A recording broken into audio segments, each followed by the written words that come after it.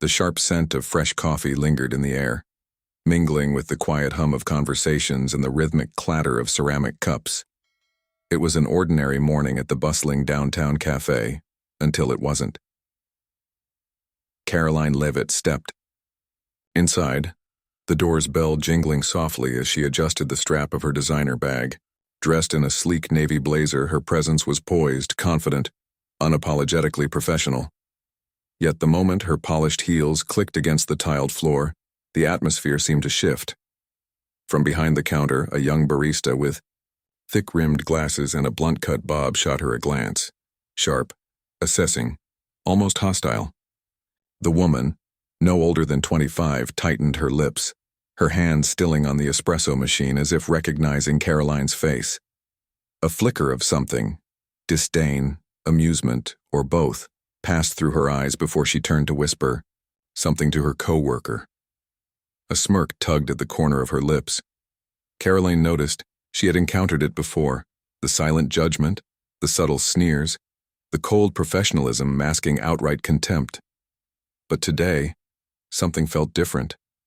The tension in the air was palpable, thick like an approaching storm. She took a breath, stepping forward to place her order, determined to ignore whatever invisible battle was playing out behind the counter. But the moment she spoke, the receptionist's demeanor shifted entirely. "Oh," the barista interrupted, her voice dripping with faux politeness. "It's you." The words were light, but the undertone was razor-sharp. A few heads turned in the cafe, sensing the exchange. Caroline's brows furrowed slightly. "Excuse me," she replied, her tone measured. The barista leaned against the counter, tapping her nails idly. "I just didn't expect someone like you to walk in here." "Someone like you?" The phrase hung in the air, heavy with implication. Caroline's grip tightened around her purse. The unease gnawed at her, but she refused to let it show. Instead, she squared her shoulders and met the barista's gaze with quiet authority. There was something more to this, and Caroline had the distinct feeling that she was about to find out exactly what it was. What she didn't know, what she couldn't know, was that this was just the beginning. By tomorrow, the consequences of this seemingly trivial encounter would unfold in ways she never imagined. The sharp scent of fresh coffee lingered in the air, mingling with the quiet hum of conversations and the rhythmic clatter of ceramic cups. It was an ordinary morning at the bustling downtown cafe, until it wasn't. Caroline. Levitt stepped inside, the door's bell jingling softly as she adjusted the strap of her designer bag. Dressed in a sleek navy blazer, her presence was poised, confident, unapologetically professional.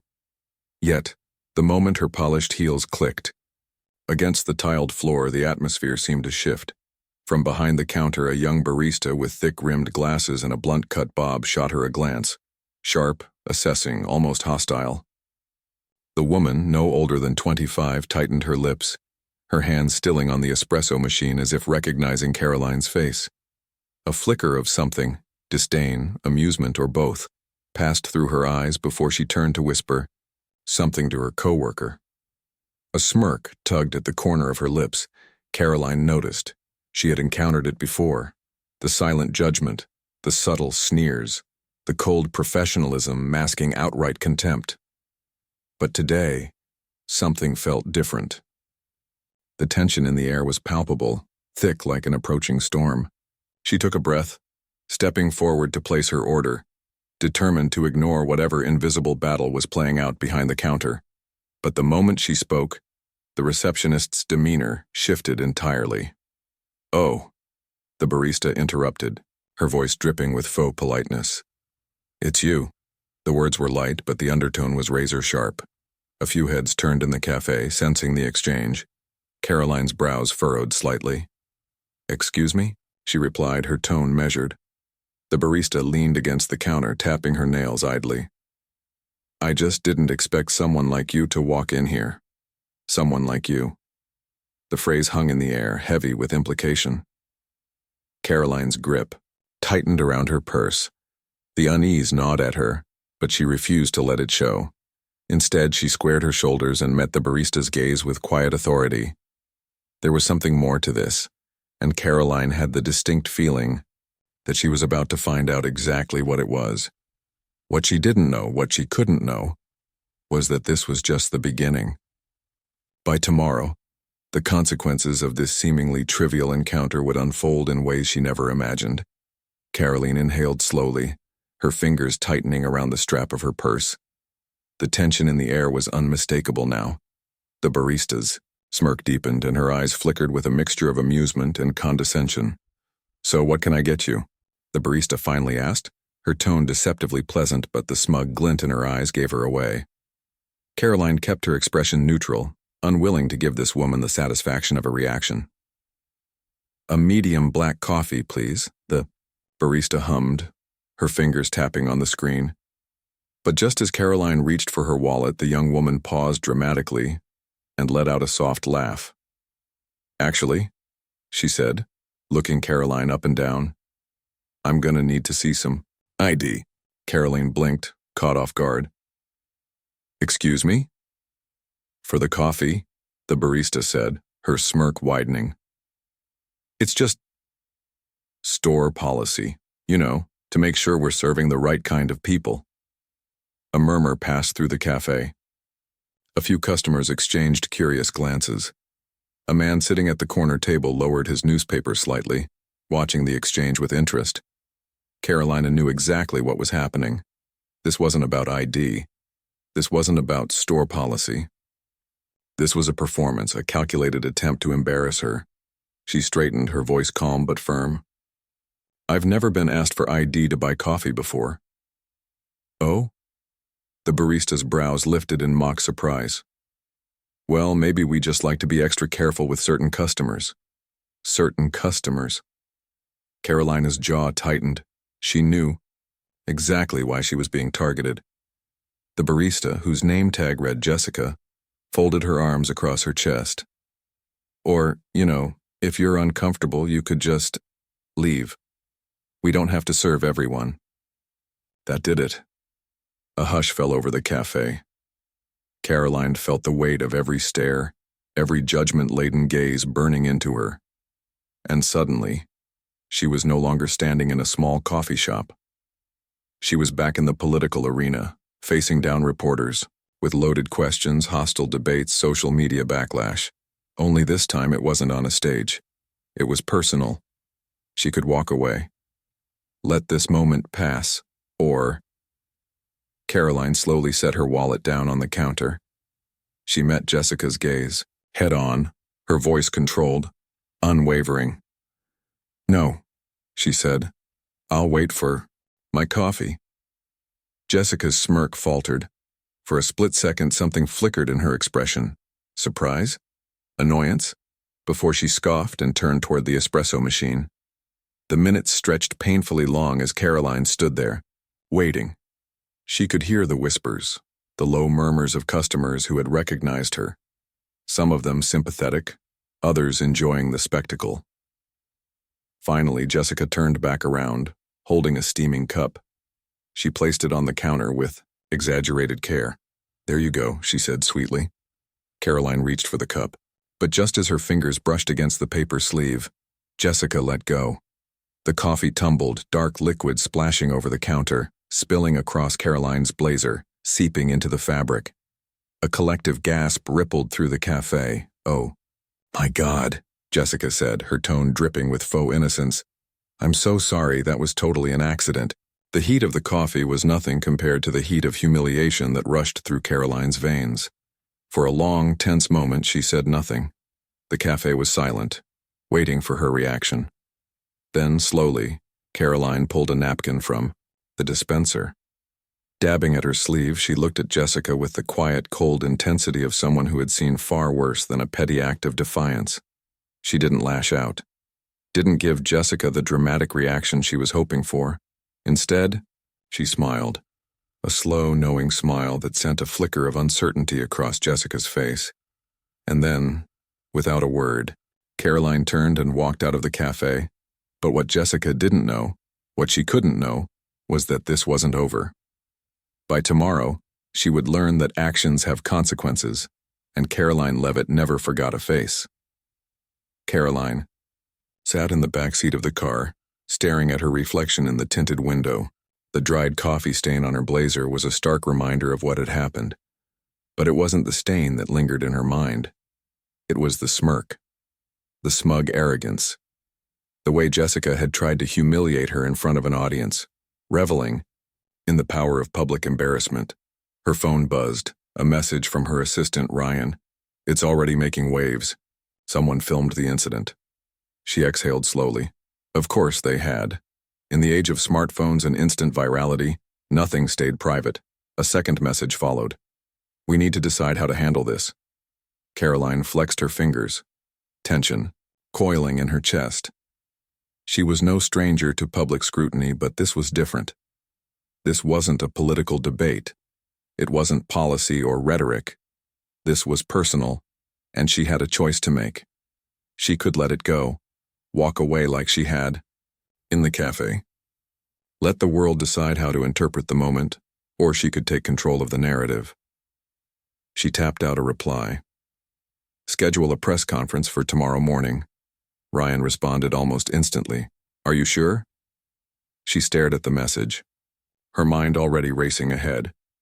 Jessica had been so sure there would be no consequences, so certain that her actions would remain within the four walls of that cafe.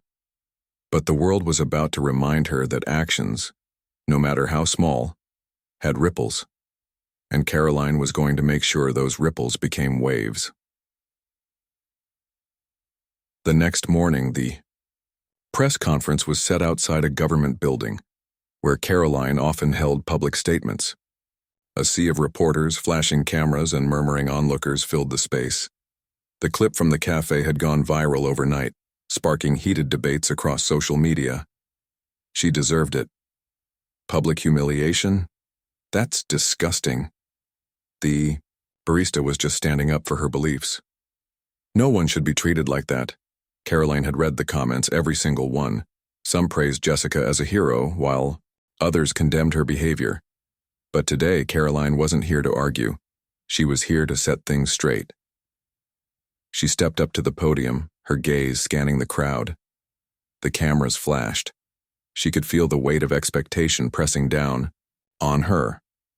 Then she spoke. What happened yesterday was not about coffee. It was not about an accident or a simple misunderstanding. It was about something deeper, a culture that has grown comfortable with public shaming, a culture where people believe they have the right to degrade others simply because of their political beliefs. The murmurs in the crowd hushed. I stood in that cafe as a private citizen. I was not campaigning. I was not debating policy. I was simply ordering a cup of coffee. And yet, because of who I am and what I believe, I was met with open hostility. Her voice remained steady, but there was fire beneath her words. Let me be clear, I do not believe in canceling people. I do not believe in ruining lives over a mistake. But I do believe in accountability. She paused, allowing the words to settle. That young woman believed she could humiliate me without consequence, that she could disrespect someone in public simply because she disagreed with them. And I have to ask, how did we get here? How did we reach a point where kindness and basic human decency are thrown aside in favor of public spectacle? The crowd was silent now, hanging on to every word. I do not want Jessica to lose her job. I do not want her to be harassed or doxxed. But I do want her to understand that actions have consequences, and that no matter what side of the political spectrum you stand on, respect is not optional. It is necessary. She leaned forward slightly, her voice softer now, more personal. I have made mistakes. I have learned from them. And I hope that she will learn from this one too. A pause.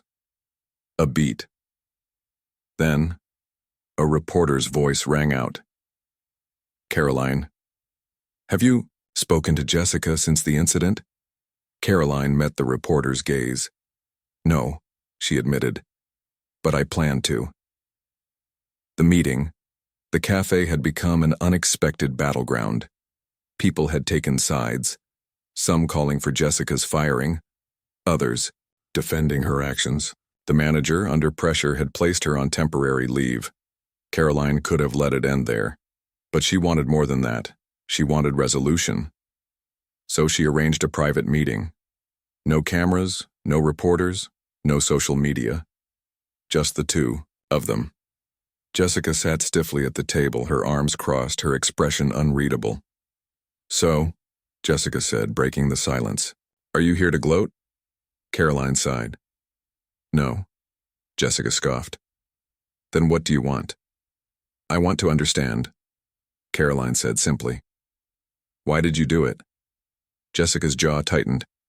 "Because people like you don't care about people like me." Caroline frowned. "And what does that mean?" Jessica exhaled, sharply, finally looking at her. "It means I see politicians like you talk about fairness and equality, but it never seems to include people like me, people who struggle, who work minimum wage jobs, who can't afford health care. And then, you walk in, all polished and privileged, expecting to be treated like some kind of queen." Caroline studied her carefully. "And so, humiliating me, that was your way of fighting back?" Jessica hesitated. "I don't know," she admitted, voice quieter now. Maybe I just wanted to feel like I had control for once." Caroline nodded slowly. "I get it." Jessica snorted. "No offense, but you don't."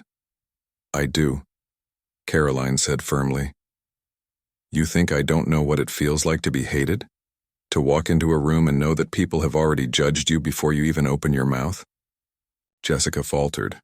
Caroline continued, "I may have power in one way, but in others I'm just as much a target as you are." Jessica swallowed. "So what now?" Caroline studied her for a long moment. Then she reached into her bag and pulled out a small envelope. Jessica eyed it warily. "What's that?" "A job offer." Jessica's eyes widened. "What?" "You said you wanted to fight for people like you," Caroline said. "So do it. Work for a campaign that actually listens to workers. Challenge me, keep me accountable, but don't waste your energy on petty stunts that do nothing but divide us further." Jessica stared at the envelope as if it might explode. "Why would you do this?" she finally whispered. Caroline gave a small smile. "Because you're better than that moment in the cafe. And so am I." Jessica exhaled shakily, her fingers closing over the envelope. For the first time, there was no smirk. No arrogance, just the quiet realization that maybe, just maybe, this was the moment things could change. A new chapter begins. Jessica sat in the dimly lit office, her fingers tracing the edges of the envelope Caroline had handed her. It had been 3 days since their meeting, and she still wasn't sure what to do. Accepting the offer would mean stepping into a world she had always viewed with suspicion, a world of politicians, power struggles, and calculated decisions. A world she had once ridiculed, but rejecting it, that meant staying where she was, and for the first time, she wasn't sure if that was where she wanted to be. Her phone buzzed. A message from her former manager. "Come back if you want. No hard feelings." She stared at the screen, then back at the envelope. A choice. Stay in the familiar, or step into the unknown. She took a deep breath and tore open the envelope. Public. Reckoning meanwhile, the fallout from the cafe incident continued to ripple through the media. Talk shows dissected the moment, debating the fine line between activism and hostility. Social media remained divided. Some praised Caroline for her grace under fire, while others accused her of playing the victim. But the most unexpected response came from within Jessica's own community. A group of workers from different service industries, baristas, cashiers, waitstaff, began sharing their own experiences. Stories of frustration, of feeling unheard, of lashing out in small but regrettable ways. One post went viral. "I get why Jessica did it. I've wanted to do the same thing 100 times. But here's the thing, we won't fix the system by tearing each other down. We have to demand better, not become the very thing we hate." It struck a nerve. The conversation began to shift, less outrage, more reflection. And for Jessica, that meant something. The meeting that changed everything. Caroline adjusted the microphone. her hands steady as she prepared to address the crowd. The press conference had drawn more people than expected. Workers, activists, students, people who had followed the story and wanted to see what came next. She glanced to the side. Jessica stood just off stage, looking uncertain but determined. Caroline took a breath and began. When I first met Jessica, we stood on opposite sides of a moment. She saw me as someone who didn't care. I saw her as someone who wanted to humiliate. And we both had a choice, to let that moment define us or to challenge it. She turned slightly, motioning for Jessica to step forward. The younger woman hesitated before joining her at the podium. The crowd murmured, curious. Jessica cleared her throat, gripping the edges of the podium. I was angry, she admitted. And I took that anger out on someone I didn't really know. I thought I was standing up for something, but I realize now that I was just adding more division to a world that already has too much of it. She looked out at the sea of faces. I still believe in fighting for people like me, for workers, for the ones who get ignored. But I want to do it the right way, not by tearing others down, but by demanding something better. A beat of silence. Then applause. Not overwhelming, not exaggerated, but real. Jessica turned to Caroline, and for the first time they exchanged something genuine. Understanding. A final conversation. As the crowd dispersed, Jessica lingered. So, does this mean I'm officially working for you? She asked, a smirk ghosting her lips. Caroline chuckled. That depends. Are you ready to challenge the system from the inside? Jessica crossed her arms. I don't know if I trust the system. Caroline nodded. Then change it. Jessica exhaled, then extended her hand. All right, let's do this. Caroline shook it, and just like that, a rivalry became something else. Not friendship. Not yet. But a step toward something better. Closing message: the incident at the cafe would be remembered. Not as a scandal. Not as a battle of political sides, but as a moment that proved people could still change. That a single decision could shift the conversation. That even in a world of outrage, understanding was still possible. And that sometimes, the most powerful thing a person could do was listen. Broader implications, a reflection. The cafe incident between Caroline Levitt and Jessica was just one moment. One clash between two people who represented different sides of a much larger societal divide. But the truth is, their encounter was never just about them. It was about something deeper, something that exists in workplaces, on social media, in politics, and in our everyday interactions. This story is a reflection of polarization, economic, frustration, and the erosion of civil discourse in modern society. It raises an important question. Are we truly listening to each other, or are we too caught up in proving the other side wrong? A society on edge. The bigger picture. Jessica's anger wasn't born in that cafe. It had been building for years, formed by low wages, economic SRT struggles, and a feeling of being unheard. And she's not alone. Across the country, millions of workers share her frustration, feeling like they are on the bottom rung of a system that prioritizes corporate interests over their well-being. According to labor reports, service industry workers face some of the highest rates of burnout, mental stress, and economic instability. Many work multiple jobs and still struggle to pay rent or afford basic health care. The pandemic only worsened these conditions, exposing the vulnerabilities of a system that often sees workers as disposable. But while Jessica saw Caroline as part of the problem, the truth is more complex. Caroline, like many in leadership positions, operates within a world of policies and systems that she didn't create but must navigate. The problem isn't just individual, it's institutional. And this brings us to the core of the issue.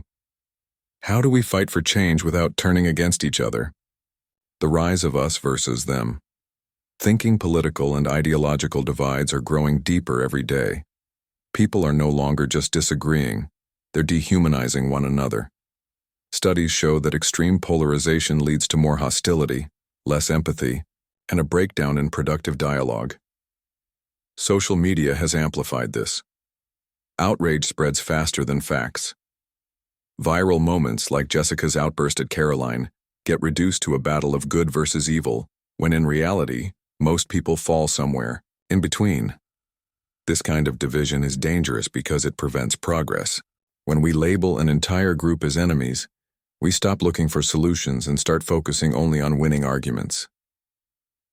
What history teaches us, history is filled with moments where division nearly tore societies apart, and also moments where understanding changed everything.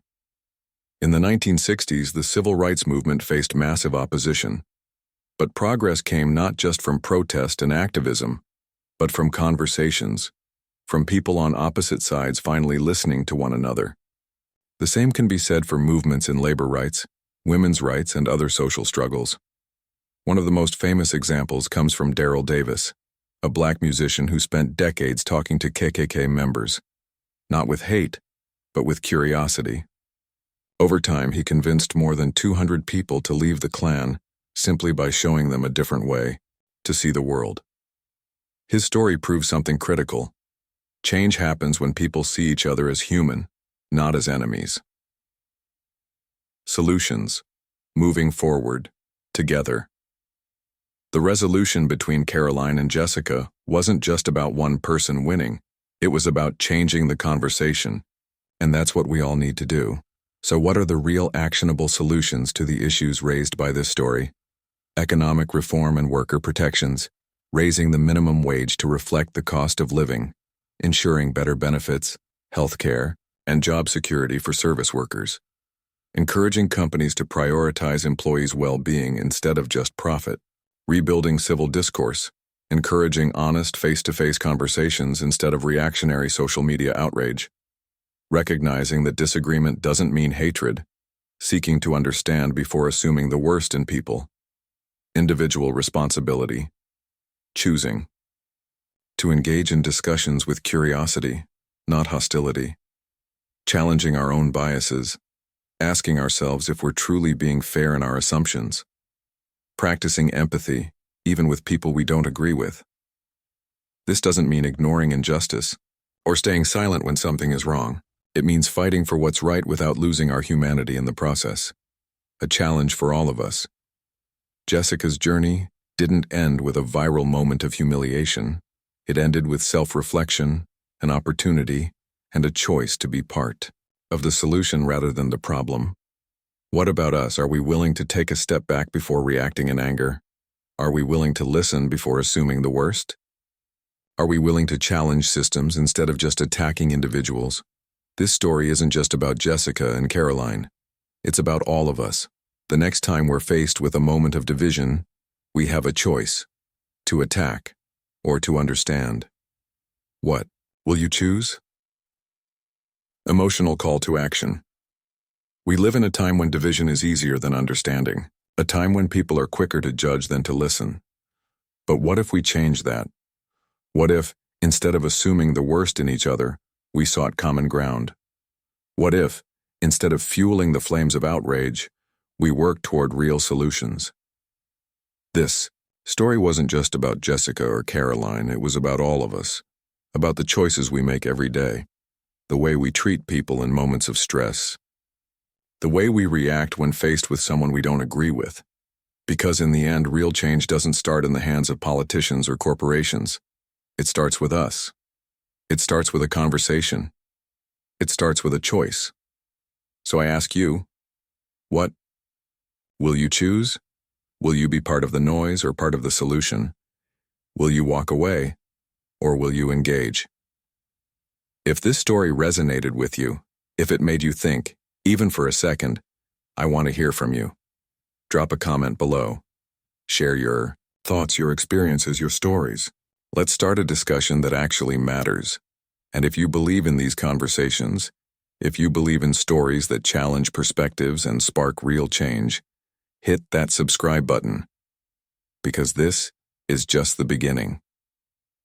Together, we can create a space for real dialogue, a space where understanding wins over division, a space where stories don't just entertain, but transform. So let's begin. Right here, right now. Are you ready?